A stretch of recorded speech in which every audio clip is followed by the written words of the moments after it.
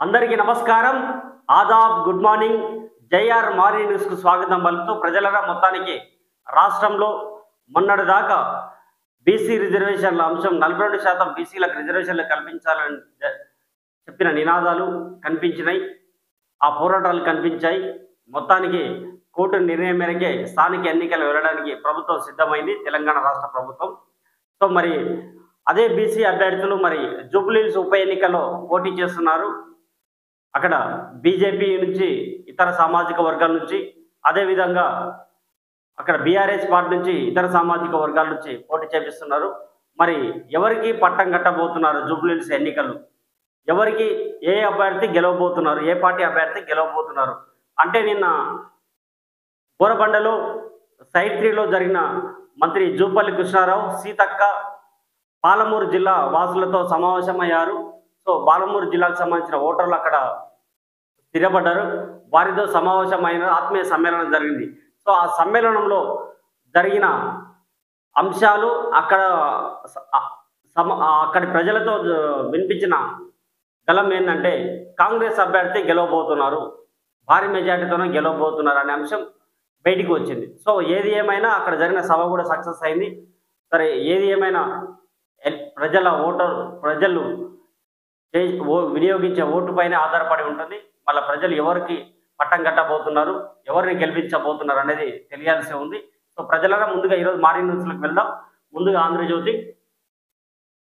జూబ్లీహిల్స్లో ప్రచారానికి సీఎం రేవంత్ రేపు ఈసుగూడ పోలీస్ గ్రౌండ్స్లో సభ.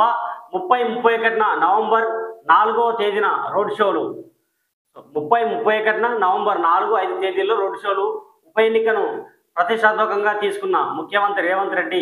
సో ముఖ్యమంత్రి రేవంత్ రెడ్డి గారు ప్రతిష్టాత్మకంగా తీసుకున్న నిర్ణయం అంటే, ఈ ఎన్నికలో ఎందుకంటే ప్రభుత్వం మీద వ్యతిరేకత వస్తుందని బీఆర్ఎస్, బీజేపీ బలంగా ప్రచారం చేస్తున్నాయి. సో నిజంగా వ్యతిరేకత వచ్చిందా?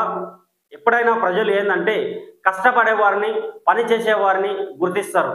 ఎవరైనా నాయకులు గుర్తించకపోవచ్చు, కార్యకర్తలు కష్టపడతారులేండి, కానీ ఇతర ముఖ్య నాయకులు ఎవరైనా ఉంటే కష్టపడ్డ వారిని గుర్తించకపోవచ్చు, ప్రతిపక్షాలు గుర్తించకపోవచ్చు, కానీ ప్రజలు గుర్తిస్తారు.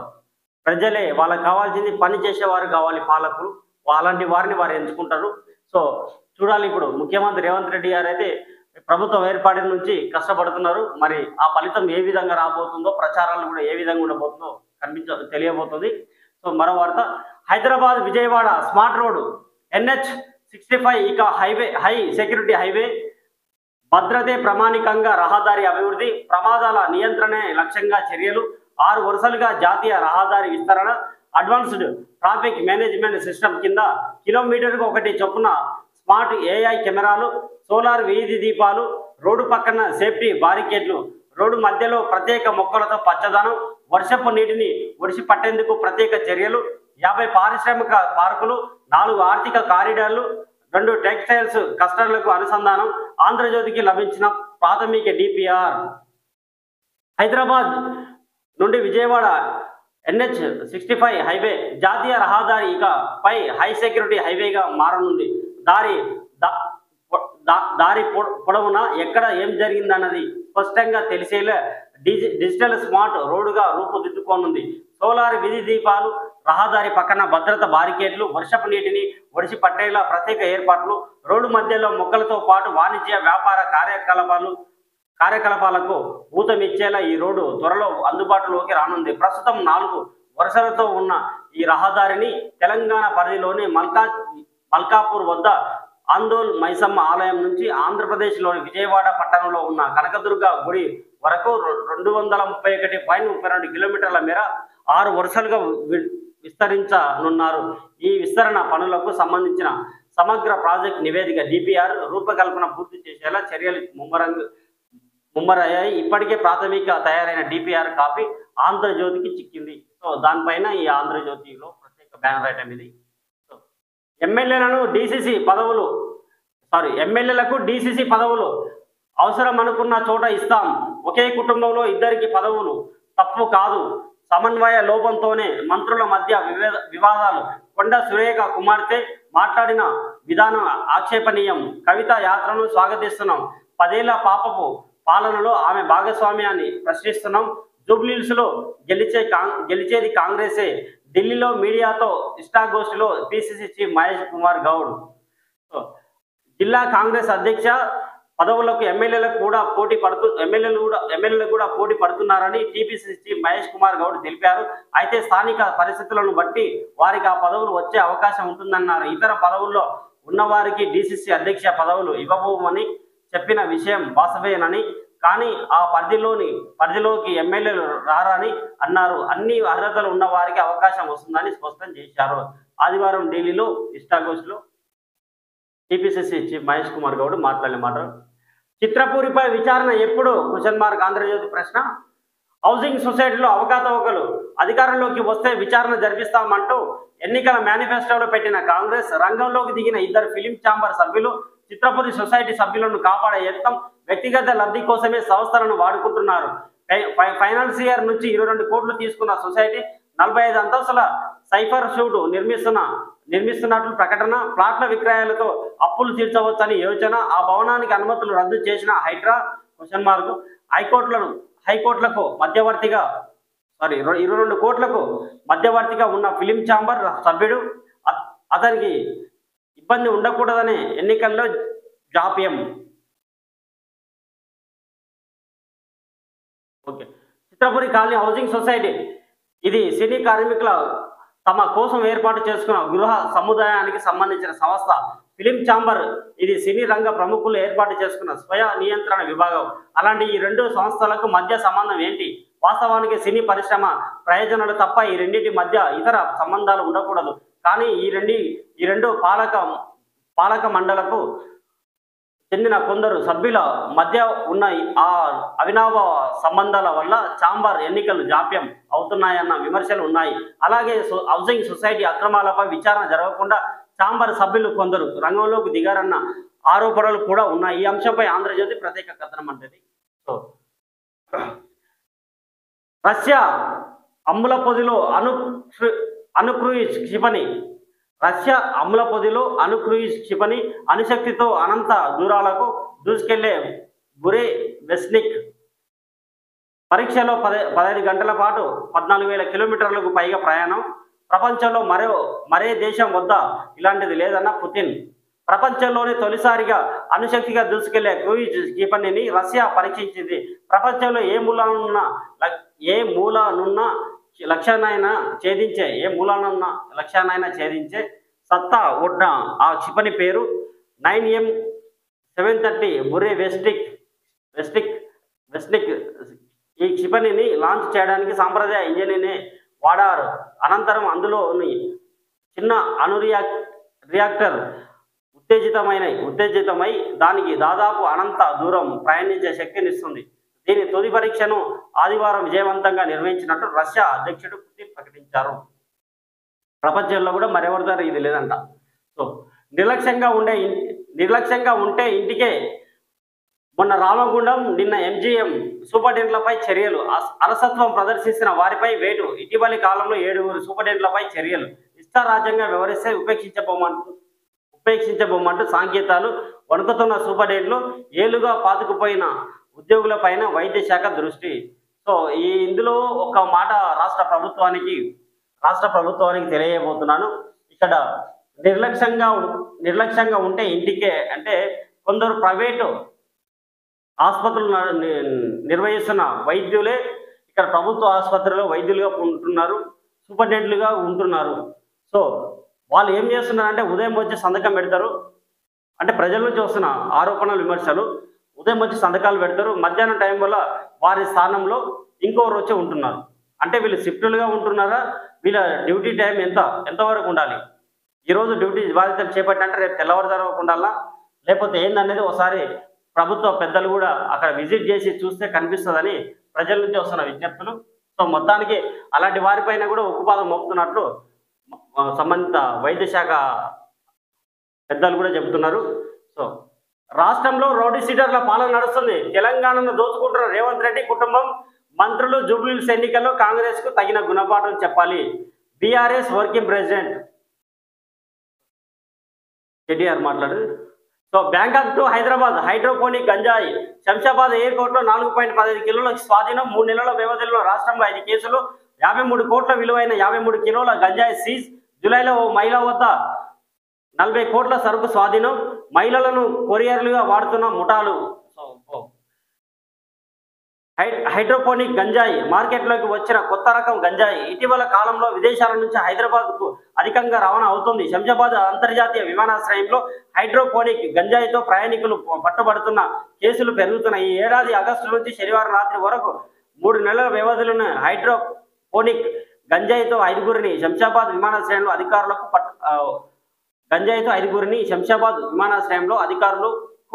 పట్టుబడ్డారు. వారి నుంచి 53.35 కోట్లకు సంబంధించిన గంజాయిని స్వాధీనం చేస్తున్నట్టు మిగతా 14 పేజీలో ఉంది. పత్తి చేలలో గంజాయి మహారాష్ట్ర సరిహద్దులోని గ్రామాల్లో అంతరపటంగా సాగు చేస్తున్న రైతులు. పోలీసుల తనిఖీలు. 57 కేసులు అంట. కుమ్రంభీం జిల్లాలో పత్తి చేనులో సాగు చేస్తున్న గంజాయి అంటే ఫైల్ ఫోటో 14 పేజీలో. నిజాం దురాఘాతాలపై కుమ్రంభీం పోరు తరతరాలకు స్ఫూర్తిదాయకం. మన్ కీ బాత్లో ప్రధాని నరేంద్ర మోదీ. సో 2వ పేజీలో చూడొచ్చు. మయన్మార్ సైబర్ క్రైమ్ స్థావరం నుంచి 1000 మంది పరార్. వారిలో 399 మంది భారతీయులు. కేకే పార్కులో నిర్బంధించి సైబర్ మోసాలు. అంతర్జాతీయ ఒత్తిడితో సైబర్ అడ్డాలపై జంటు సైన్యం దాడి. సరిహద్దు గుండా థాయిలాండ్లోకి. సో ఏడ్చి ఇంకిన కన్నీళ్లు. బస్సు ప్రమాద మృతదేహాల కోసం సుదీర్ఘ నిరీక్షణ. DNA రిపోర్ట్ రావడంతో మృతదేహాల అప్పగింత. 19వ మృతదేహం చిత్తూరు జిల్లా వాసిదిగా గుర్తింపు. మృతుల కుటుంబాలకి ఎక్స్గ్రేషియా అందజేత. సో 2 ప్రమాదాలు 2 FIRలు. బస్సు ప్రమాద బాధితుడు రమేష్ ఫిర్యాదు. వేమూరి కావేరి బస్సు డ్రైవర్ ఓనర్పై కేసు. ఎర్రిస్వామి ఫిర్యాదుతో మృతుడు శివశంకర్పై కేసు. ఈనాడు పట్టణానికి వచ్చిన గేట్వే. ఆదిలాబాద్ గాంధీ పార్కులో పుస్తకాలు చదువుతున్న పిల్లలు పెద్దలు. ప్రస్తుత సాంకేతిక యుగంలో అందరూ డిజిటల్ మాధ్యమాలకే అతుక్కుపోతున్నారు. పిల్లల నుంచి పెద్దల వరకు సెల్ ఫోన్లు గ్యాడ్జెట్లతోనే అధిక సమయం గడుపుతున్నారు. దీనివల్ల అన్ని వయసుల వారిలో ఆలోచన శక్తి సన్నగిల్లి మానసిక దుర్మతలు చుట్టుముడుతున్నాయని ప్రపంచ ఆరోగ్య సంస్థ సైతం హెచ్చరించింది. ఈ నేపథ్యంలో ప్రజల్లో చైతన్యం తీసుకొచ్చే సంకల్పంతో ఆదిలాబాద్లోని జన విజ్ఞాన వేదిక ప్రతినిధులు మరో గ్రంథాలయ ఉద్యమం ప్రారంభించారు. స్థానిక గాంధీ పార్కులో పుస్తక పఠన సంస్కృతి కార్యక్రమానికి ఆదివారం శ్రీకారం చుట్టారు. దీనిపైన వారం ముందు నుంచే విస్తృత ప్రచారం చేశారు. అంటే కలెక్టర్ రాజశ్రీ షాను ఆహ్వానించారు. ఆయనతో పాటు విద్యార్థులు వారి తల్లిదండ్రులు ఇతరులు హాజరై ఇలా చదువుకున్నారట. సో ఇంటర్ నుంచే గిగ్ వర్కర్గా 63.84% కార్మికులు వారానికి 48 గంటలకు పైగా పనిచేస్తున్నారు. సరైన వేతనాలు సామాజిక భద్రత కల్పించాలి. బీబీ గిరి జాతీయ కార్మిక ఇన్స్టిట్యూట్ నివేదిక. ఆర్థిక పరిస్థితి సరిగా లేకపోవడం, కుటుంబానికి అండగా నిలవడం తదితర కారణాలతో 18 ఏళ్ల ఇంటర్మీడియట్ విద్యాస్థాయి నుంచే యువత గిగ్ వ్యవస్థలోకి ప్రవేశిస్తుంది. ఈ రంగాన్ని ఆసరాగా చేసుకొని కొందరు ఉన్నత విద్య సుస్థిర ఉద్యోగాల్లో ప్రయత్నాలు చేస్తుంటే మరికొందరు సరైన ఉపాధి అవకాశాలు లేకపోవడంతో ఇందులోనే కొనసాగుతున్నారు. ఈ మేరకు కార్మిక బలగంలో గిగ్ వర్కర్ల ప్రాధాన్యం సమస్యలపై ప్లాట్ఫామ్ ఎంప్లాయ్మెంట్ పేరిట బీబీ గిరి జాతీయ కార్మిక ఇన్స్టిట్యూట్ నివేదిక విడుదల చేసింది. హైదరాబాద్, కోల్కతా, ఢిల్లీ, ముంబైలలో క్యాబ్ డ్రైవర్లు, బైక్ రైడర్లు, బ్యూటీ పార్లర్లు, పార్సల్ ఆహార డెలివరీ వీటికి సంబంధించిన వార్త పేజీలో 2వ పేజీలో ఉంది. అణుశక్తితో నడిచే క్రూజ్ క్షిపణి ప్రపంచంలోనే తొలిసారిగా సిద్ధం చేసిన రష్యా. అంతర్జాతీయ వృద్ధికి పునాది భారత్ ఆసియాన్ భాగస్వామ్యంపై ప్రధాని మోదీ ఉద్ఘాటన. విద్యా, పర్యాటకం తదితర రంగాల్లో సహకారం పెంపునకు కృషి చేస్తున్నట్లు వెల్లడి. అంతర్జాతీయ సుస్థిర వృద్ధికి భారత్ ఆసియాన్ సమగ్ర వ్యూహాత్మక భాగస్వామ్యం శక్తివంతమైన పునాదికి అవతరిస్తుందని ప్రధానమంత్రి నరేంద్ర మోదీ ఉద్ఘాటించారు. 2026ను సముద్ర రంగంలో భారత్ ఆసియాన్ సహకార సంవత్సరంగా ప్రకటించారు. అనిశ్చిత పరిస్థితుల్లోనూ ఇరు వర్గాల మధ్య బంధం నుంచి పురోగతి సాధించిందని పేర్కొన్నారు. భారత్ ఆసియాన్ వార్షిక సదస్సును ఉద్దేశించి మోదీ ఆదివారం వర్చువల్ విధానంలో ప్రసంగించారు. హైదరాబాద్కు 2000 విద్యుత్ బస్సులు, మొత్తం 10,900 బస్సులకు బిడ్లు 6న బిజినెస్లో చూడొచ్చు. జూబ్లీహిల్స్లో ప్రచారానికి సీఎం. జూబ్లీహిల్స్ నియోజకవర్గ ఉప ఎన్నికల్లో కాంగ్రెస్ విజయమే లక్ష్యంగా పనిచేయాలని నేతలను పార్టీ సూచించింది. సీఎం రేవంత్ రెడ్డి ఉప ఎన్నికపై ప్రత్యేక దృష్టి సారించారు. మంత్రులు, ఎమ్మెల్యేలకు ఆయన నిరంతరం సూచనలు ఇస్తూ స్థానిక నేతలతో కలిసి ప్రచారం చేయాలని కోరుతున్నారు. సీఎం స్వయంగా 2 రోజులు ప్రచారం చేయనున్నారని పార్టీ వర్గాలు తెలిపాయి. 2020లో జరిగిన ఈ అసెంబ్లీ ఎన్నికల్లో మిగతా 2వ పేజీలో ఉంది. ముఖ్యంగా జూబ్లీహిల్స్ ఉప ఎన్నిక పైన మనం కూడా అక్కడ survey JR news group media ద్వారా అక్కడ ఇంటర్నల్గా సర్వే నిర్వహించడం జరుగుతుంది. సో దానికి మనం ఎక్కడైనా సరే ఇంత ముందుకు తెలంగాణ కానీ, ఆంధ్రప్రదేశ్ కానీ, ఉమ్మడి పాలమూరు జిల్లాలో కానీ మనం చేసిన సర్వే కానీ, మనం ఇచ్చిన అంచనాలు కానీ ఎక్కడ తగ్గలేదు. సో ఉమ్మడి పాలమూరు జిల్లాలో క్లీన్ స్వీప్ చేస్తుందని మనం గతంలో ఇచ్చాము. 13 స్థానాలు గెలుస్తుందని చెప్పాము. బట్ 12 స్థానాలు అసెంబ్లీ స్థానాలు కాంగ్రెస్ కైవసం చేసుకుంది. అక్కడ ఆంధ్రప్రదేశ్లో కూడా ఒక సందర్భంలో చెప్పడం జరిగింది, ఒక పార్టీ ద్వారానే ప్రభుత్వం ఏర్పాటు చేయబోతుందని. అది టీడీపీకి పైన 100 సీట్ల పైన రావడం జరిగింది. సో ఇలాంటి అంచనాలు మనం చేయడం జరుగుతుంది. అక్కడున్న పరిస్థితులను అనుగుణంగా అక్కడున్న ప్రజల ద్వారా కమ్యూనికేషన్ ద్వారా సర్వే నిర్వహించడం జరుగుతుంది. సో ఈ సర్వేలో కూడా మనం ఎక్కడ ఏ అభ్యర్థికి ఎంత మెజార్టీతో, ఎంత ఓటింగ్తో ఓడిపోతున్నారు అనేది కూడా మనం చెప్పడం జరుగుతుంది. కొన్ని రోజుల్లో మీ ముందుకు అది తీసుకురావడం జరుగుతుంది జేఆర్ న్యూస్ ద్వారా. సో ప్రజలరా చూడండి, మరి రేపు ఎల్లుండి అతి భారీ వర్షాలు, 4 జిల్లాలకు రెడ్ అలర్ట్. మొంతా తుఫాన్, ఐఎండీ హెచ్చరిక. బంగాళాఖాతం నుంచి ముందుకొస్తున్న మొంతా తుఫాన్తో రాష్ట్రంలో భారీ నుంచి అతి భారీ వర్షాలు కురిసే అవకాశం ఉందని భారత వాతావరణ శాఖ హెచ్చరికలు జారీ చేసింది. మంగళవారం రాత్రి ఏపీలోని కాకినాడ సమీపంలో ఈ తుఫాను తీరం దాటే అవకాశాలు ఉన్నట్లు పేర్కొంది. దీంతో బుధవారంలో రాష్ట్రంలోని 10 జిల్లాల్లో అతి భారీ వర్షాలు కురుస్తాయని, 5 సెంటీమీటర్ల నుంచి 20 సెంటీమీటర్ల వర్షం వరకు వర్షపాతం నమోదయ్యే అవకాశం ఉందని హెచ్చరించింది. రాష్ట్ర ప్రభుత్వం యంత్రాంగాన్ని హైదరాబాద్ వాతావరణ విభాగం ఈ మేరకు అప్రమత్తం చేసింది. సోమవారం 10 జిల్లాల్లో ఓ మోస్తారు నుంచి భారీ వర్షాలు కురిసే అవకాశాలు ఉన్నాయని చెబుతుంది. మిగతా 2వ పేజీలో ఉంది. ప్రజలారా రేపు ఎల్లుండి అతి భారీ వర్షాలున్నాయి, జాగ్రత్త. సో ఈ రోజు కూడా వర్షాలు కురిసే పరిస్థితి ఉందంట. ఈ మరమ్మతులకు అంతేమిది. మళ్ళీ దెబ్బతిన్న శ్రీశైలం 4వ యూనిట్, ఇప్పటికే జెన్కోకు 1000 కోట్ల ఉత్పత్తి నష్టం. సో పాడి మత్స్య రంగాలకు బీమా, వాతావరణ ఆధారిత బీమా పథకం విస్తరణకు కేంద్రం సన్నాహాలు. రైతు ఉత్పత్తి సంఘాలకు వర్తింపు. భారత వ్యవసాయ బీమా సంస్థలతో నాబార్డు సంప్రదింపులు. తెలుగు రాష్ట్రాలకు ప్రయోజనం ఉంటుంది.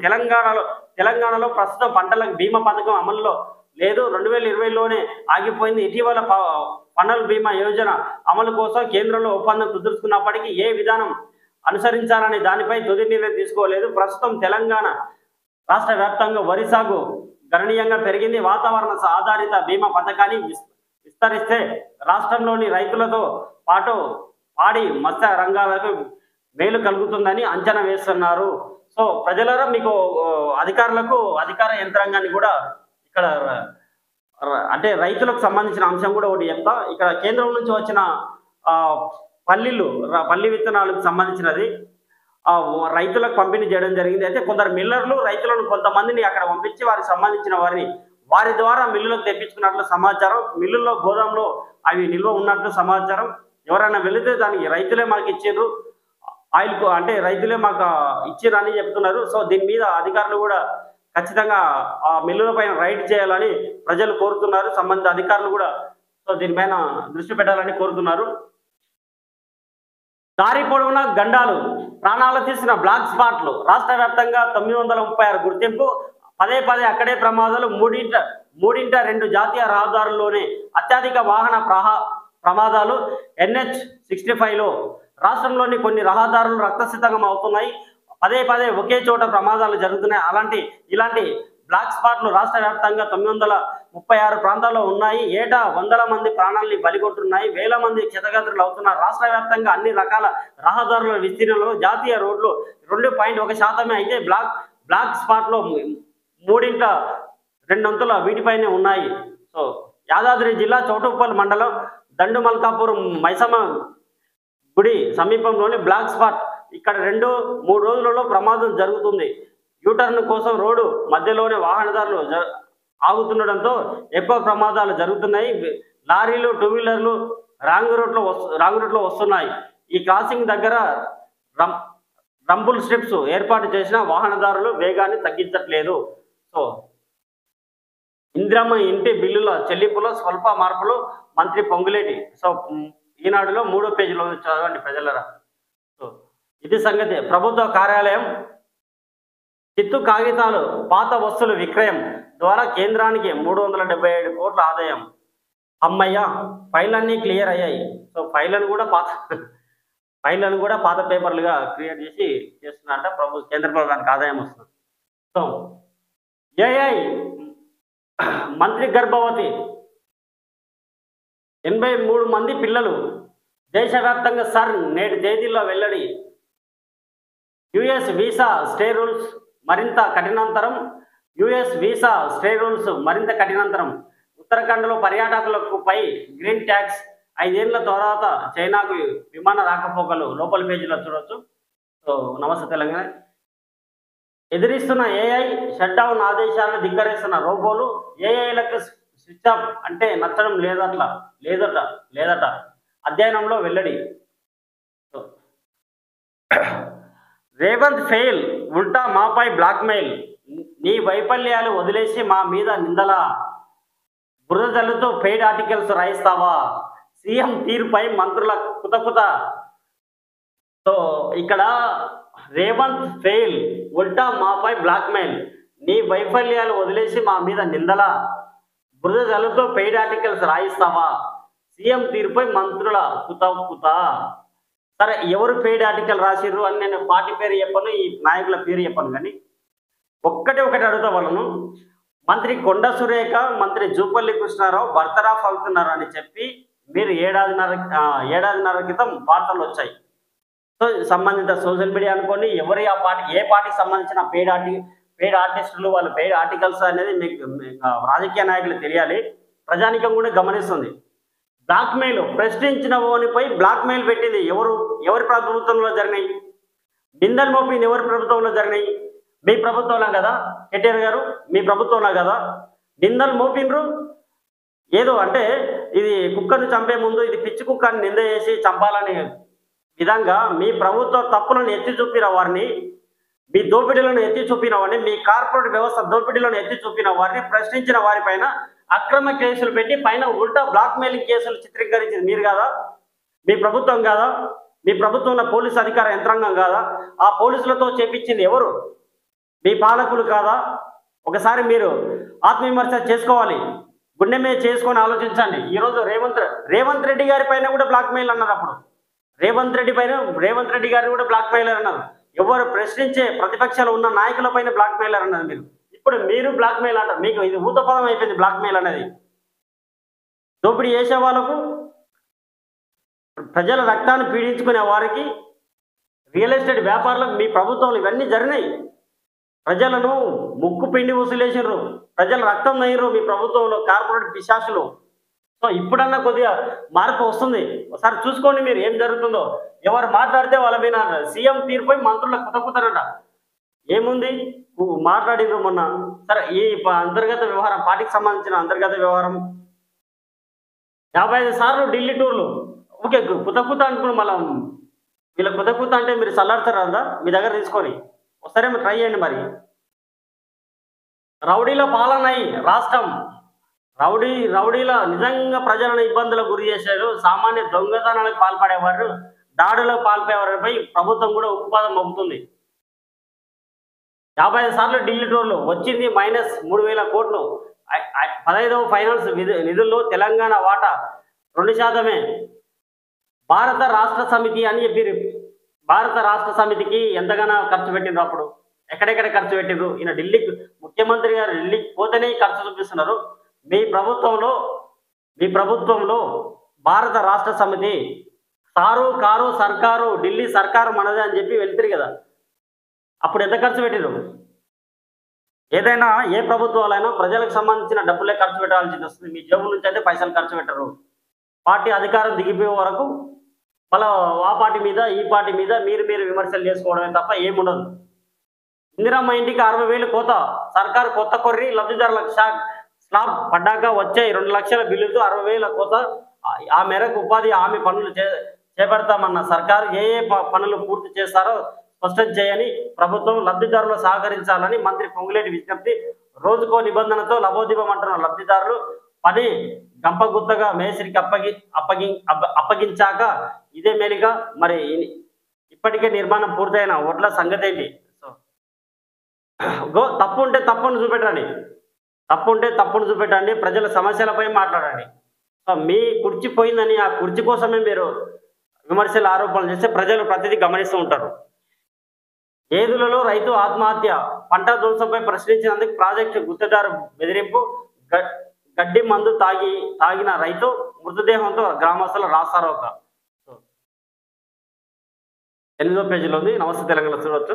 దూసుకొస్తున్న మొంత తుఫానుగా మారిన వాయుగుండం. రాష్ట్రంలో వచ్చే 5 రోజులు భారీ వర్షాలు. 4 జిల్లాలకు భారీ రెడ్ అలర్ట్ జారీ. 10 లక్షల మందితో చలో హైదరాబాద్. విద్యార్థులు అధ్యాపకులతో భారీ ఉద్యమం. నవంబర్ 3 నుంచి కాలేజీల నిరవధిక బంద్. ఆ రోజు నుంచి 10వ తేదీ దాకా రోజుకో నిరసన. ఒక్కరోజు విద్యార్థులు హైదరాబాద్ దిగ్బంధం. 2 లక్షల మంది అధ్యాపకులతో ప్రదర్శన కూడా. 1వ తేదీ లోపే 900 కోట్లు విడుదల చేయాలి. మిగతా 9,000 కోట్లు విడుదలకు డేట్ ప్రకటించాలి. ప్రభుత్వానికి డిమాండ్ చేసిన ప్రతినిధులు.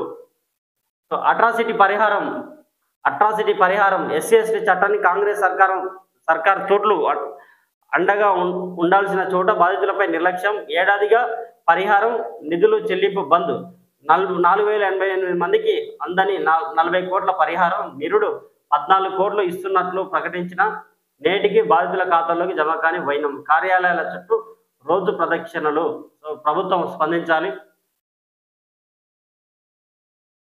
ఓటమి భయంతోనే నామినేషన్ల తిరస్కరణ. సర్కార్ తీరును నిరసిస్తూ మేడిపల్లిలోని అమర్ల స్థూపం వద్ద ఫార్మర్ రైతుల నిరసన. ఇది నాగర్ కర్నూలు జిల్లా వార్తలు. పెండింగ్ బకాయిలు విడుదల చేయాలి. ప్రభుత్వ ఉద్యోగులకి అందించాల్సిన పెండింగ్ బకాయిలను వెంటనే విడుదల చేయాలని TNGOS జిల్లా అధ్యక్షుడు వెంకటేష్ కోరారు. కురుమూర్తి జాతరకు ప్రత్యేక బస్సులు రేపు ఎక్కడ మహబూబ్ నగర్ జిల్లా చింతకుంట. రేపు జాతీయ స్థాయి వర్క్షాపు. పాలెం శ్రీ వెంకటేశ్వర ప్రభుత్వ డిగ్రీ కళాశాల మంగళవారం రిసెర్చ్ అండ్ మెథడాలజీ పై జాతీయ స్థాయి వర్క్షాప్ నిర్వహించినట్లు కళాశాల ప్రిన్సిపల్ రాములు ఆదివారం ఒక ప్రకటన తెలిపారు. జనాభా దమాషా ప్రకారం రిజర్వేషన్లతోనే న్యాయం. జనాభా దమాషా ప్రకారం రిజర్వేషన్లు అమలు చేసినప్పుడే బీసీలకు న్యాయం చేకూరుతుందని బీసీ సంఘం జిల్లా అధ్యక్షుడు పచ్చిపాల సుబ్బయ్య అన్నారు. మైసమ్మ జాతరలో తగ్గిన రద్దీ. పెద్దకొత్తపల్లి నాయనపల్లి మైసమ్మ. బడులు బాగుపడేన ఉపాధ్యాయులతో పాఠశాలల పర్యవేక్షణ కమిటీలు. విద్యా ప్రమాణాలు పెంపు దిశగా అడుగులు. కలెక్టర్ నేతృత్వంలో కమిటీల ఏర్పాటు. ఉన్నత పాఠశాలలో సిలబస్ పూర్తిపై ప్రభావం. ప్రభుత్వ ఉత్తర్వులపై ఉపాధ్యాయ సంఘాల పెదవి విరుపు. ఏమంటారు సార్? ఇక్కడ నిర్ణయం వెనక్కి తీసుకోవాలి. ప్రభుత్వం పాఠశాలలో కమిటీల పేరుతో ఉపాధ్యాయుల మధ్య చిచ్చు పెడుతుంది. ముందుగా డిప్యూటీ డిఈఓ, ఎంఈఓ ఉపాధ్యాయ ఖాళీలను భర్తీ చేయాలి. ఉపాధ్యాయులకు ఇతర బాధ్యతలు అప్పగించడం వల్ల సిలబస్ సకాలంలో పూర్తి కాక విద్యార్థులకు నష్టం చేకూరే అవకాశం ఉంటుందని ప్రభుత్వ నిర్ణయాన్ని వెనక్కి తీసుకోవాలని అనుపాటి మల్లికార్జున్ తపాస్ రాష్ట్ర ఉపాధ్యక్షుడు చెప్తున్నారు. డిఓ గారు ఏమంటారు? పాఠశాలలో కమిటీలకు సంబంధించి విధి విధానంలో ఇంకా రావాల్సి ఉంది. వాటి ప్రకారం ముందుకు వెళ్తాం. విద్యార్థులకు ఎలాంటి ఇబ్బందులు కలగకుండా జాగ్రత్తలు తీసుకుంటాం. సామూహిక వివాహాలు ఆదర్శ సమాజానికి బాటలు. నూతన దంపతులు సుఖ సంతోషాలతో జీవించాలి. రాష్ట్ర గవర్నర్ జిష్ణుదేవ్ వర్మ. సామూహిక వివాహ మహోత్సవంలో కొత్త జంటలు ఉంటారు. రైతు సంక్షేమానికి పెద్దపీట. కలవకుర్తి మార్కెట్ యార్డుకు వచ్చిన మొక్కజొన్నను పరిశీలిస్తున్న ఎమ్మెల్యే కసిరెడ్డి నారాయణ రెడ్డి. విద్యారంగంపై నిర్లక్ష్యం వీడాలి. రాష్ట్ర ప్రభుత్వ విద్యారంగ సమస్యలపై నిర్లక్ష్యం వీడాలని బీఎస్ఎఫ్ జిల్లా నాయకుడు సాయిబాబు అన్నారు. అవార్డులు కవుల్లో బాధ్యతలు పెంచుతాయి. అవార్డులు కవుల్లో బాధ్యతలు పెంచుతాయి. సో, కాంచనపల్లి గోవర్ధన్ రాజుకు పురస్కారం అందజేసిన ఏనుగు నరసింహారెడ్డి తదితరులు సా మహబూబ్ నగర్. సో, ఇది చూసినది వార్త. లక్కు దక్కేదెవరికి? ఉమ్మడి జిల్లాలో 227 మద్యం దుకాణాలకు 5,536 దరఖాస్తులు నేడు కలెక్టరేట్లో లక్కీ డిప్ ద్వారా కేటాయింపు. అచ్చంపేట, మహబూబ్ నగర్. సో, ఇది ప్రజలారా మొత్తానికి ఈరోజు మార్నింగ్ న్యూస్.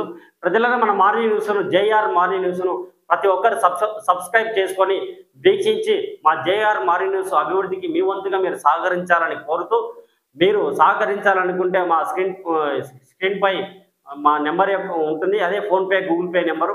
సో, మీ వంతుగా ఇందులో ఎవరి ఇబ్బందులు లేవు. మా మార్నింగ్ న్యూస్ ముందుకు వెళ్ళడానికి అభివృద్ధి కొరకు మీ వంతు సహకారాలు అందించాలనుకుంటే మాత్రం పంపగలరు.